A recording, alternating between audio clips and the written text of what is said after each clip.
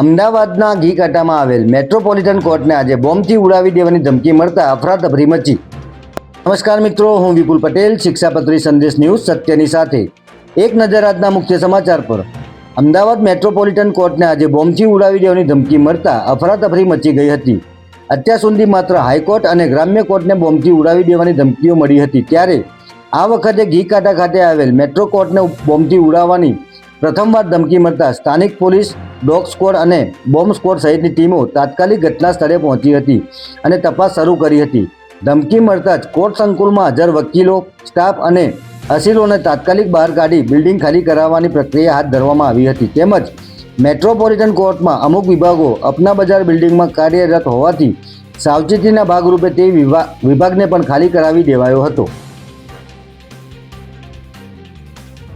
Metropolitan કોર્ટને બોમ્બથી ઉડાવી દેવાની ધમકીને પગલે ઘટના સ્થળે ફાયર વિભાગની 3 ગાડીઓ ખડકી દેવામાં આવી હતી, તેમજ પોલીસની અલગ અલગ ટીમો દ્વારા સમગ્ર કોર્ટ કેમ્પસનું ખૂણે ખૂણું ચેકિંગ કરવામાં આવ્યું હતું, પરંતુ તપાસના અંતે કંઈ વાંધાજનક મળી આવ્યું ન હતું। ઘટનાની ગંભીરતાને ધ્યાને રાખીને તંત્ર દ્વારા તાત્કાલિક ધોરણે આખી બિલ્ડિંગ ખાલી કરી સર્ચ ઓપરેશન હાથ ધરવામાં આવ્યું હતું। કોર્ટ સંકુલમાં પોલીસનો ચુસ્ત બંદોબસ્ત ગોઠવી દેવાયો છે, ત્યારે આ ધમકી કોણે અને કયા માધ્યમથી આપી છે તે દિશામાં ઉચ્ચ પોલીસ અધિકારીઓ દ્વારા તપાસના ચક્રો ગતિમાન કરવામાં આવ્યા છે। જય હિન્દ, જય ભારત।